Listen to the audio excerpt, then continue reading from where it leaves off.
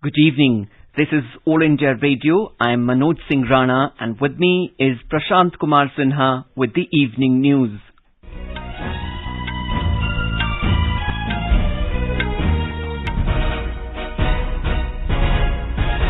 The headlines. Prime Minister Narendra Modi asserts India is a natural ally of G7 to defend shared values from threats stemming from authoritarianism and terrorism. Prime Minister attends G7 summit virtually, seeks their strong support for India and South Africa's proposal for TRIPS waiver at WTO. Over 25 crore doses of COVID-19 vaccine administered so far. National COVID-19 recovery rate improves to 95.26%. PSA-based oxygen plants are being set up across the country, says Union Minister Dharmendra Pradhan. All markets and malls to be opened in national capital from tomorrow with certain restrictions. Prime Minister to deliver a keynote address virtually at the United Nations tomorrow. Uttar Pradesh receives first spell of monsoon showers. And in French Open tennis, world number 1 Novak Djokovic faces 5th seed Stefano Tsitsipas in men's singles title clash. Tsitsipas wins first 2 sets.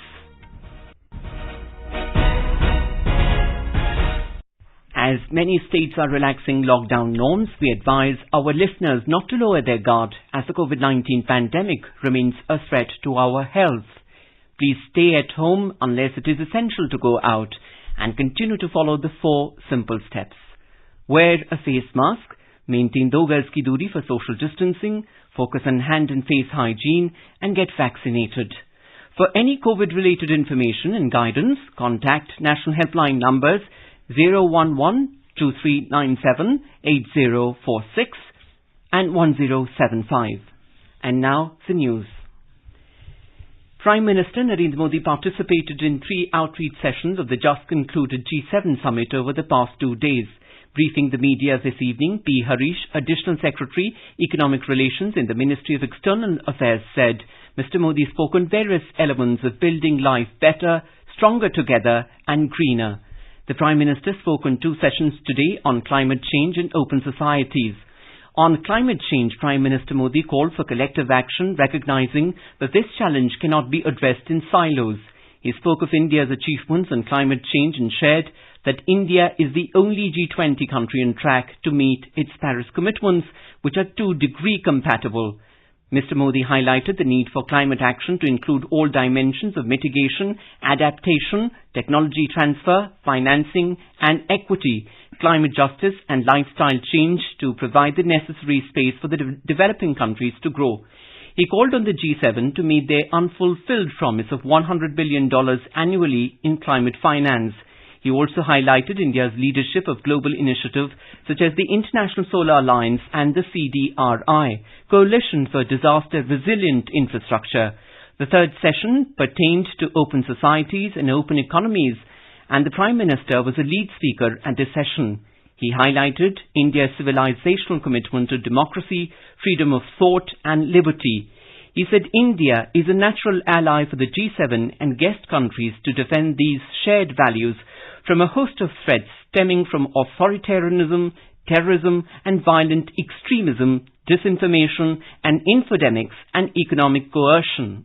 PM highlighted India's civilizational commitment to democracy, to freedom of thought and liberty. As the world's largest democracy, India is a natural ally for the G7 and guest countries to defend these shared values from a host of threats stemming from authoritarianism, terrorism and violent extremism, disinformation and infodemics and economic coercion.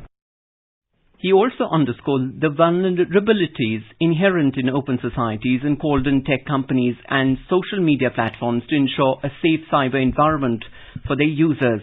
The leaders emphasized their commitment to a free, open, inclusive and rule-based Indo-Pacific and resolved to collaborate with partners in the region. Prime Minister Modi also made a strong pitch for the reform of the multilateral system based on the same principles of openness, democracy, transparency and inclusion. In the outreach session held yesterday, Prime Minister Modi sought their strong support for India and South Africa's proposal for a TRIPS waiver at the WTO. His call was echoed by South African President Cyril Ramaphosa. Australian Prime Minister Scott Morrison expressed his strong support for the TRIPS waiver, as did the Director General of the WTO, Dr. Okonjo-Iweala, and the UN Secretary General Antonio Guterres, who identified the TRIPS waiver as an important element of his global vaccination plan, a roadmap to vaccinate the entire global population by doubling vaccine production. President of France, Emmanuel Macron, also highlighted the need to focus on ramping up production capacity in Africa and called on India to lend its expertise as an important production hub globally. Mr. Harish said the G7 and guest countries are important for India as we enjoy political, economic and cultural engagement with each of the members. India's participation at the summit testifies to a deepening and expanding engagement with the G7 and guest countries over the past many years. Our participation reflects the understanding within the G7 that the resolution to the biggest global crisis of our time is not possible without India's engagement, involvement and support. We will remain deeply engaged with the G7 and guest partners on all major issues: health governance and access to vaccines, climate action and climate justice, diversification of supply chains and building economic resilience. 3 of the P5 countries of the UNSC are members of the G7. He said the UK's choice of inviting India as a guest country is well celebrated. Prime Minister Modi had been invited to the summit by UK Prime Minister Boris Johnson. The UK is currently holding the presidency of the G7. Along with Prime Minister Modi, Prime Ministers of Australia, South Africa and South Korea were also invited to the outreach sessions on the summit. The UK conveyed to India that while Prime Minister Johnson was disappointed at not being able to welcome Prime Minister Modi in person at the summit, he was understanding and supportive of this decision. All possible arrangements were made to ensure a seamless participation for Prime Minister Modi and his engagement with other leaders at the summit. Each leader at the summit had a personal screen in front carrying Mr. Modi's feed to ensure that it felt like he was actually in the room, as the UK host had promised. The nation continues to march strongly on its path of COVID recovery, with gradual decrease in the total number of active cases. For the 6th consecutive day today, the number of new daily cases remained below the 1 lakh figure.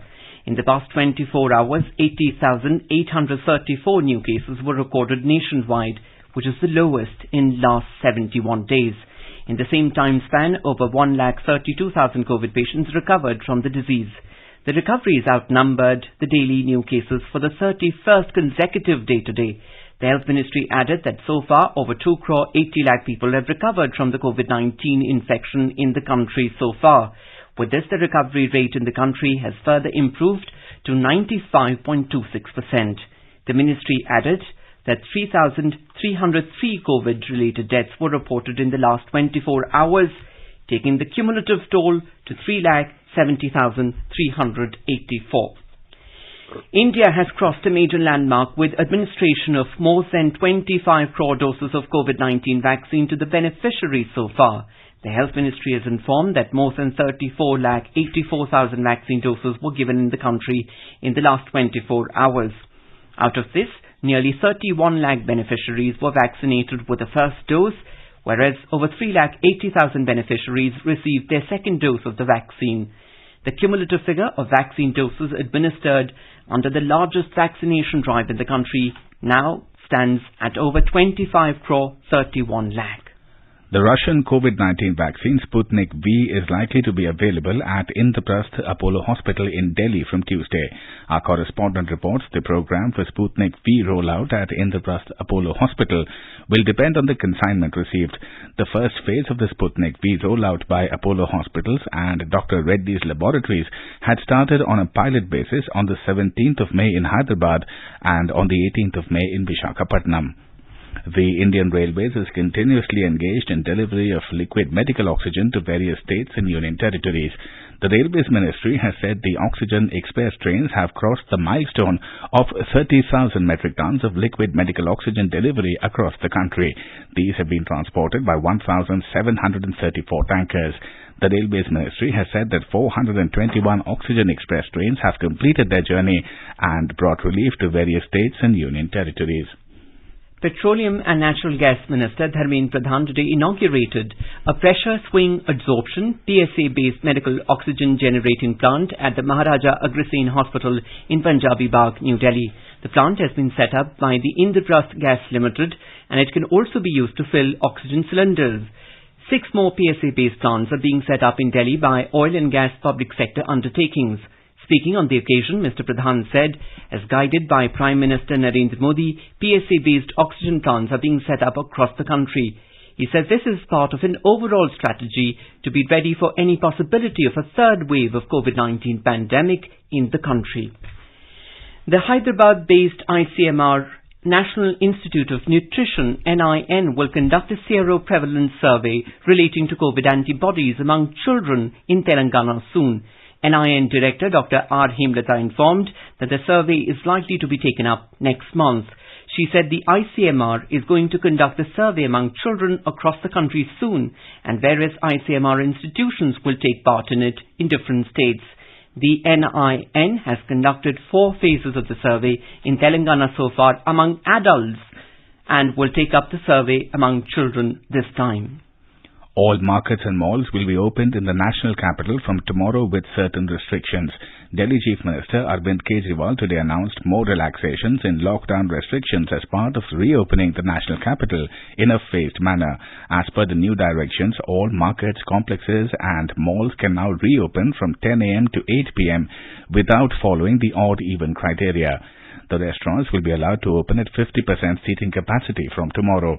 Mr. Kejriwal announced that weekly markets will resume activity, but only one market will open in one zone.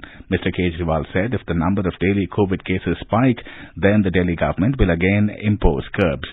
Private offices will run at 50% capacity from 9 a.m. to 5 p.m. Our correspondent reports that religious places will also be opened, but no visitors will be allowed. All schools, colleges, cinema halls, multiplexes, gyms, swimming pools and banquet halls will continue to remain shut till further orders. Any gathering for social, political, academic or entertainment reasons is also not allowed. The Delhi Metro and buses will continue to ply with 50% of the capacity. To ensure social distancing, not more than 2 passengers are allowed in autos, e-rickshaws and taxis. Marriages in Delhi cannot be allowed in public places like banquet halls, hotels and marriage halls. The marriages can take place only at home or at the court with not more than 20 people in attendance. Besides, not more than 20 people will be allowed in funerals and last rites. With Dipendra Kumar, Suparna Saikya, AIR News, Delhi.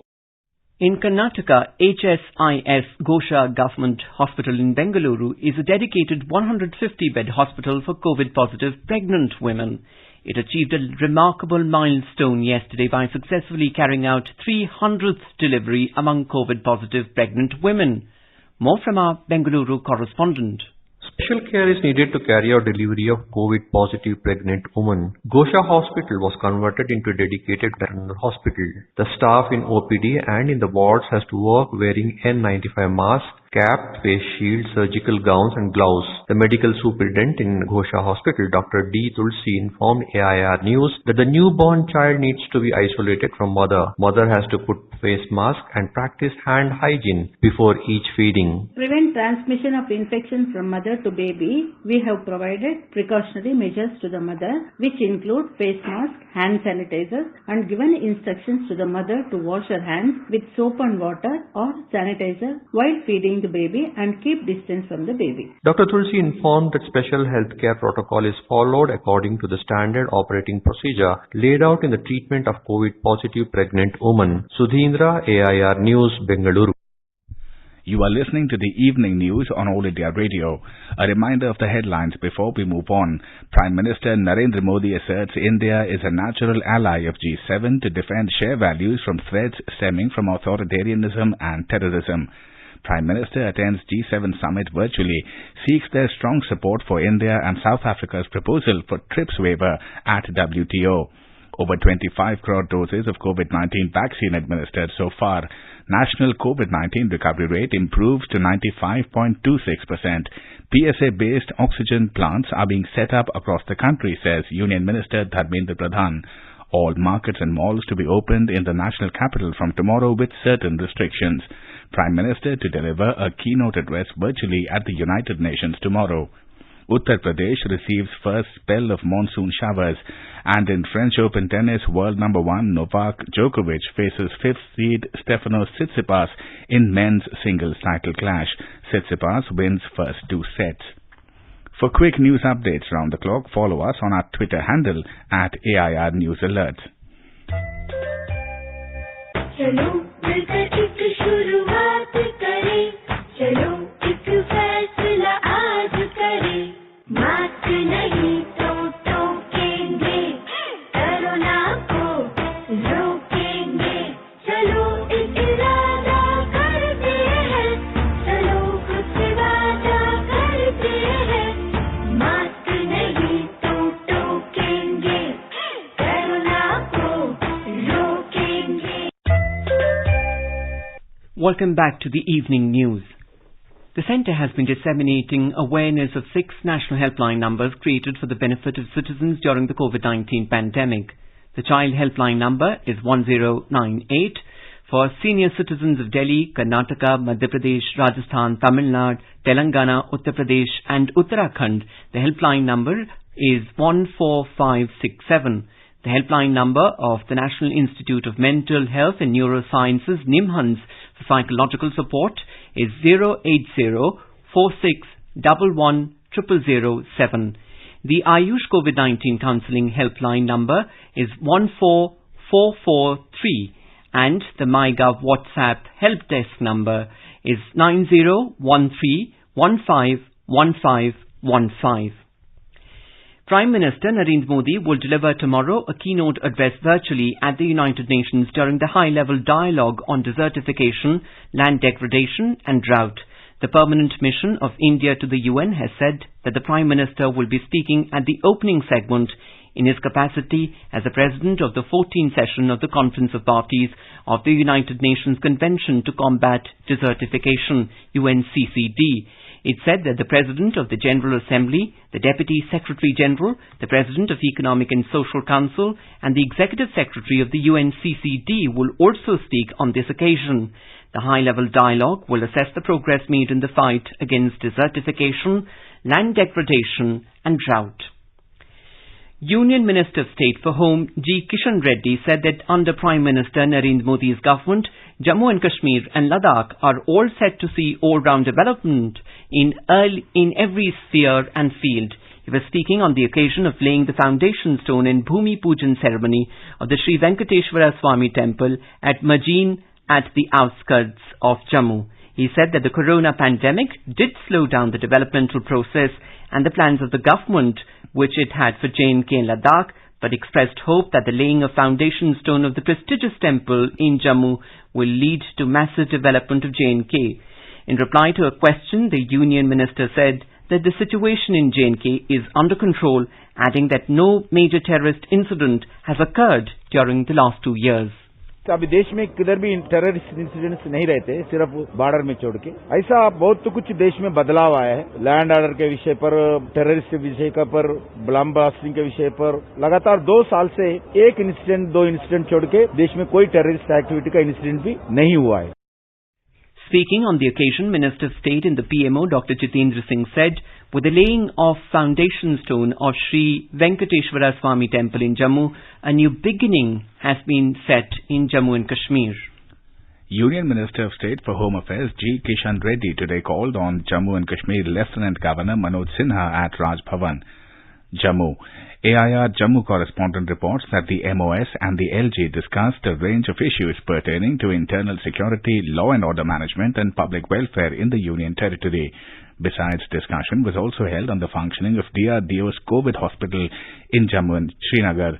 The LG expressed gratitude towards the Ministry of Home Affairs for extending necessary interventions for the welfare of the people of J&K. Mr. Reddy also shared his views with the LG about the present developmental and security scenario in the Union territory. Mumbai Municipal Corporation has taken a significant initiative to take care of old trees in the city. For this purpose, the MMC has appointed tree care expert Web Hafraje and his team. The experts will study the cause of falling trees and what measures can be taken to prevent the loss of life of old trees. This will start with the health testing of old trees in Nepean C, Malabar Hills and Lamington Road under D Ward in South Mumbai, said Prashant Gaikwad, Assistant Commissioner, Municipal Corporation. A big number of trees in Mumbai were uprooted due to cyclonic storms and heavy rains recently. Union Education Minister Ramesh Pokhriyal Nishank has said that an amount of 7,622 crore rupees has been released to states and union territories. This amount was released under the Samagra Shiksha scheme for the continuity of various educational initiatives. In a series of tweets, Mr. Nishank said, this money will be used for providing free textbooks and uniforms to students. Defence Minister Rajnath Singh has approved the budgetary support of 498 crore rupees to Innovations for Defence Excellence, IDEX, Defence Innovation Organisation, DIO, for the next 5 years. The budgetary support will provide a big boost to the Atmanirbhar Bharat Abhiyan of Prime Minister Narendra Modi. The IDEX DIO has the primary objective of self-reliance and indigenization in defence and aerospace sector of the country. The creation of the IDEX framework and the establishment of the DIO by the Department of Defence Production, DDP, is aimed at creating an ecosystem to foster innovation and technology development in defence and aerospace. Niti Aayog CEO Amitabh Kant has said in order to shape a post-COVID reality, growth is the only way out for India. Mr. Kant emphasized that India has an opportunity to usher in change that will see the society transform within a generation. Speaking to a news agency, Mr. Kant said a lot of FDI has come into India and it is an opportunity to attract best manufacturers. He said now time has come to make India the simplest and easiest place to do business and use technology. He also emphasized that it is also opportunity to get into cutting-edge areas of growth. Mr. Khan said that this is also an opportunity to use technology to leapfrog across a whole range of areas and advocated use of new technology to leapfrog into the world. In Uttar Pradesh, Justice Sanjay Yadav took oath as the Chief Justice of the Allahabad High Court today. Uttar Pradesh Governor Anandiben Patel administered the oath of office in secrecy to Justice Yadav at Raj Bhavan in Lucknow. Tamil Nadu Chief Minister M.K. Stalin has urged Prime Minister Narendra Modi to instruct the Ministry of Petroleum and Natural Gas to cancel the bid process for Vadatheru in Kaveri Basin. In a letter today, Mr. Stalin appealed to the Prime Minister to instruct the ministry to consult the state government ab initio before bringing any area in the state for any auctions in future for hydrocarbon exploration and extraction. More on this from our Chennai correspondent. Tamil Nadu government is of the view that no new hydrocarbon projects should be taken up in the Kaveri Basin and neighbouring districts in the interest of protecting the livelihoods of millions of farmers and fragile agroecology of the Kaveri Basin. The Chief Minister has emphasized the fact that the hydrocarbon project was in violation of the Tamil Nadu Protected Agricultural Zone Development Act. Chief Minister Stalin said that calling of bids had already ignited public agitation in Pudukkottai and neighbouring districts, apprehending the adverse consequences of hydrocarbon extraction in this agrarian economy. Joy, AIR News, Chennai. The government has clarified that there is no cyber breach into the NIC email system. The email system is totally safe and secure. A media story on impact of data breaches in organizations such as Air India, Big Basket and Domino's has claimed that these breaches have exposed email accounts and passwords of NIC emails to the hackers. The Electronics and IT Ministry has clarified that there has been no cyber breach into the email system of the Government of India maintained by the National Informatics Centre. It said cyber security breach on external portals may not impact the users of government email service unless the government users have registered on these portals using their government email address and have used the same password as the one used in the government email account. With 40 days to go for Tokyo Olympic Games, All India Radio today will take a look at India's best woman shuttler, PV Sindhu.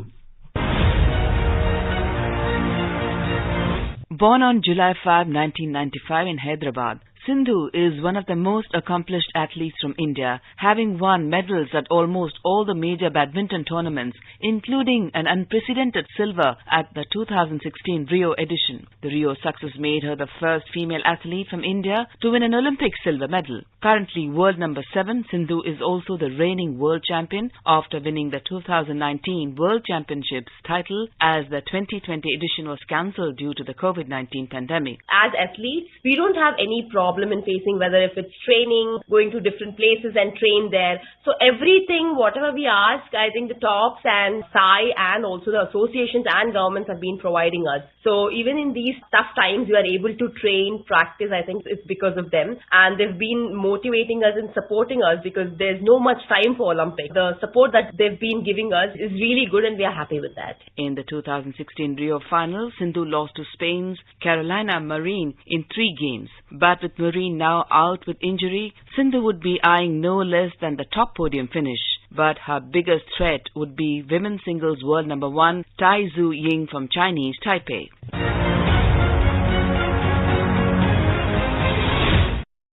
In the French Open tennis, world number 5 Stefanos Tsitsipas of Greece has won the first 2 sets against world number 1 Serbia's Novak Djokovic in the ongoing men's singles title clash at Roland Garros. The third set was in progress when reports last came in.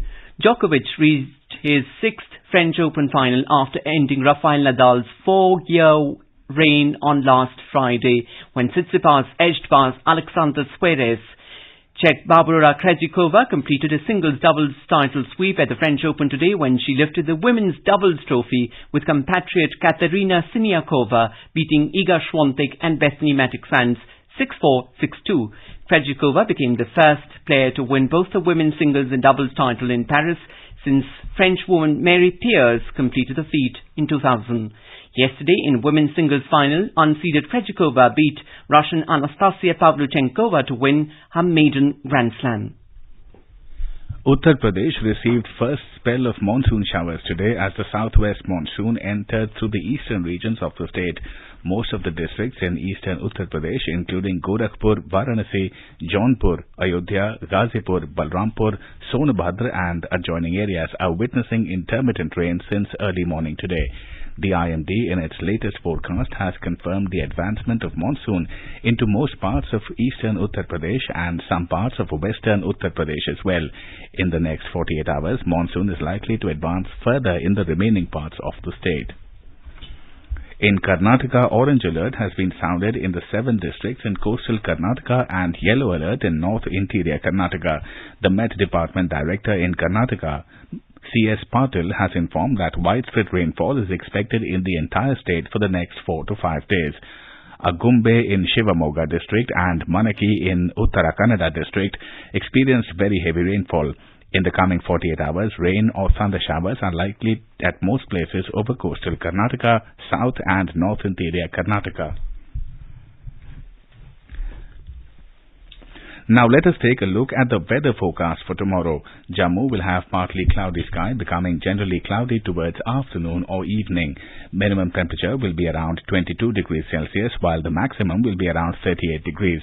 Srinagar will also have partly cloudy skies with possibility of rain or thunderstorms. Minimum temperature will be around 14 degrees Celsius and the maximum around 28 degrees. Leh will have generally cloudy skies. The temperature will be hovering between 8 to 23 degrees Celsius. Gilgit is expected to have generally cloudy skies with possibility of rain or thunderstorm. The city will have minimum temperature of 15 degrees Celsius and the maximum around 37 degrees. In Muzaffarabad, there will be partly cloudy skies with possibility of rain or dust storm. The minimum temperature will be 19 degrees Celsius while the maximum around 38. National capital Delhi will have thunderstorm with rain. Minimum temperature will touch about 24 degrees Celsius and the maximum will go to 34 degrees. And now, before we end the bulletin, the headlines once again. Prime Minister Narendra Modi asserts India is a natural ally of G7 to defend shared values from threats stemming from authoritarianism and terrorism. Prime Minister attends G7 summit virtually, seeks their strong support for India and South Africa's proposal for TRIPS waiver at WTO. Over 25 crore doses of COVID-19 vaccine administered so far. National COVID-19 recovery rate improves to 95.26%. PSA-based oxygen plants are being set up across the country, says Union Minister Dharmendra Pradhan. All markets and malls to be opened in the national capital from tomorrow with certain restrictions. Prime Minister to deliver a keynote address virtually at the United Nations tomorrow. Uttar Pradesh receives first spell of monsoon showers. And in French Open tennis, world number 1 Novak Djokovic faces 5th seed Stefanos Tsitsipas in men's singles title clash. Tsitsipas leads with the first 6-2 wins in the 2 sets. And with details of more stories and more, you can log on to our website newsonair.com and News on AIR app. And with that, we end the evening news. Good night.